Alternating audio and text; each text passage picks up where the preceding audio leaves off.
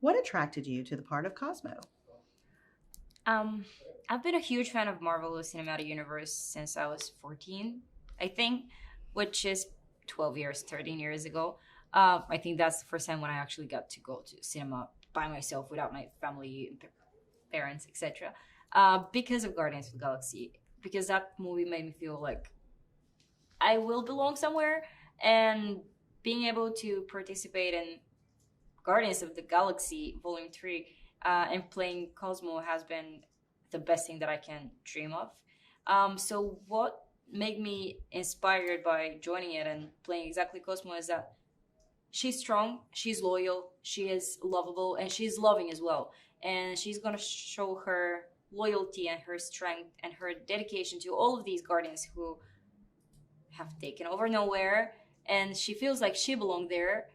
Um, with all her heart and her sanity, even as she's going to do some insanely and unthinkable things to help them and to save the galaxy. So everything in her made me attracted to play her, and the idea of having that kind of an unconditional love, because we all know that puppies, dogs have it in them, and I think we as human beings should learn from them that that's important, and let's try to do it as much as possible. So maybe that was the reason why I was absolutely doing it. And of course, that's freaking James Gunn and it's Marvel and this incredible cast. The character is CGI, so you voiced her. How did you approach finding your dog voice? What did that entail? Well, I was trying to play her with so many different voices.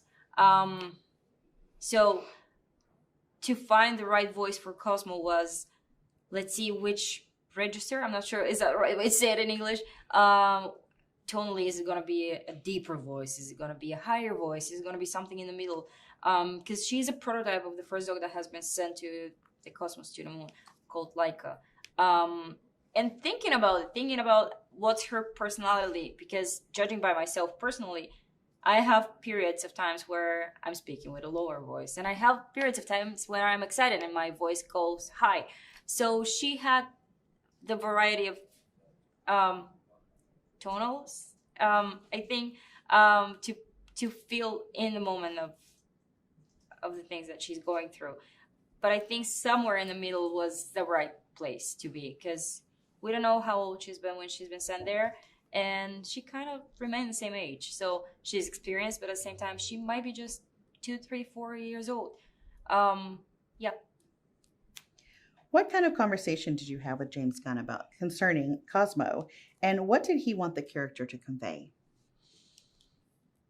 James Gunn had been with me every step on the way in this movie, guiding me and making me feel safe and making me feel protected and heard, and made me a collaborator of this movie, which is incredible because we as actors always desire to have a voice, to have a thought that can be heard and seen.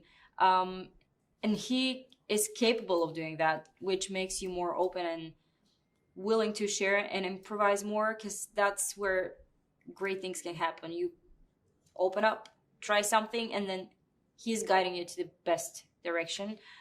So we did have lots of conversation, and I got to spend a lot of time there wearing mocap suit and just staying over hours and watching all of these people and watching how this whole machine is working.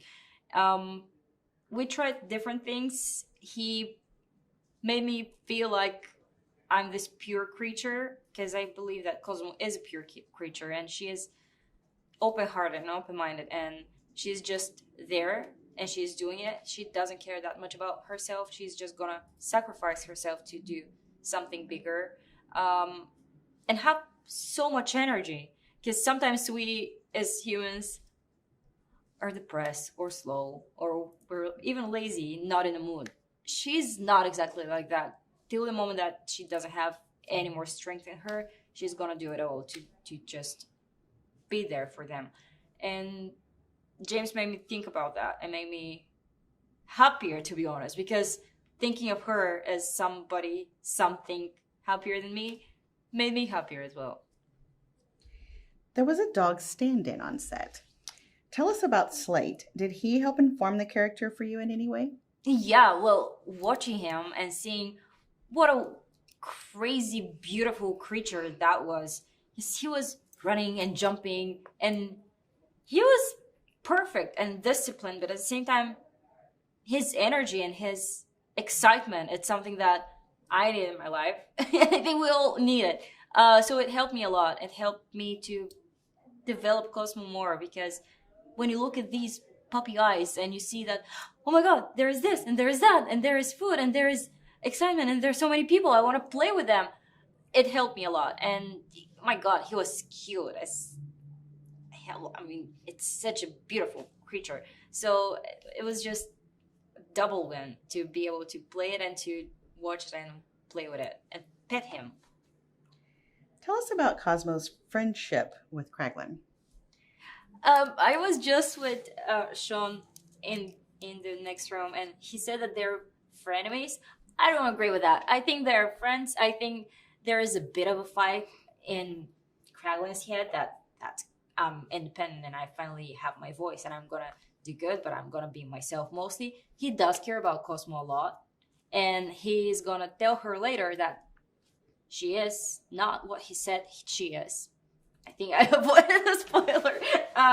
So I think it's a beautiful relationship and a friendship, and they care for each other and they root for each other, and they're gonna protect each other the whole time. So it's like a family. I think they're family and they're soulmates, and you don't usually behave the best way with the closest people around you, so you can dare to be a bit rougher with them, to be more direct, even something that can hurt them. And I think that's kind of a core of their relationship, because they're so closer to each other, to the point that I don't really care. Even if I say something like that, you're gonna forgive me. It's gonna be fine. So they're actually good friends, I think. They're family. What did you learn from James Gunn, and what have you taken away from making this film?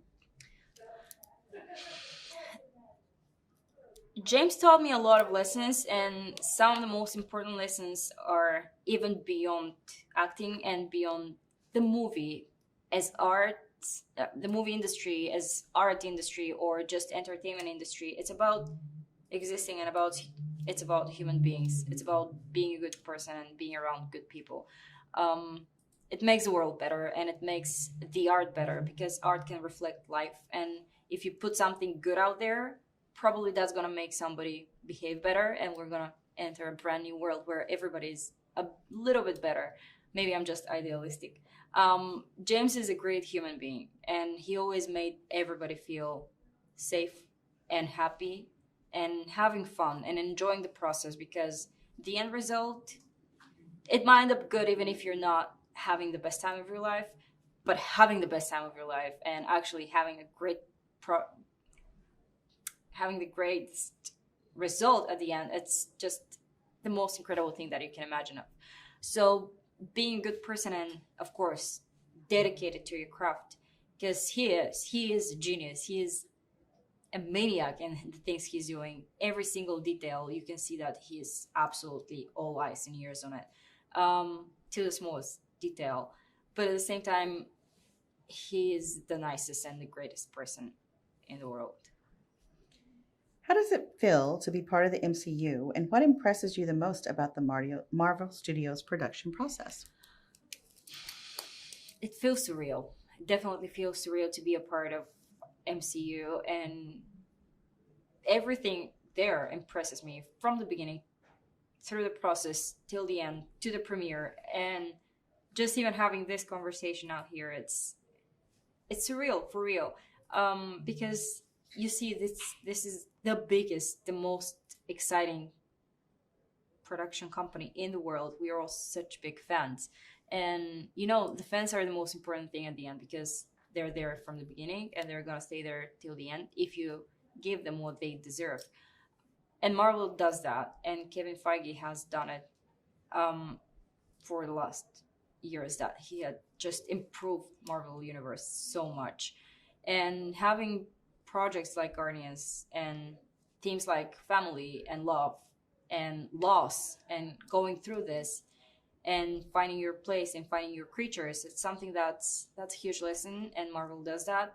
and Marvel reflects on people's lives. Marvel reflected my life, and being a part of it, it's the biggest honor of my life. One last quick question. If you only had one word to describe the movie, what would it be and why?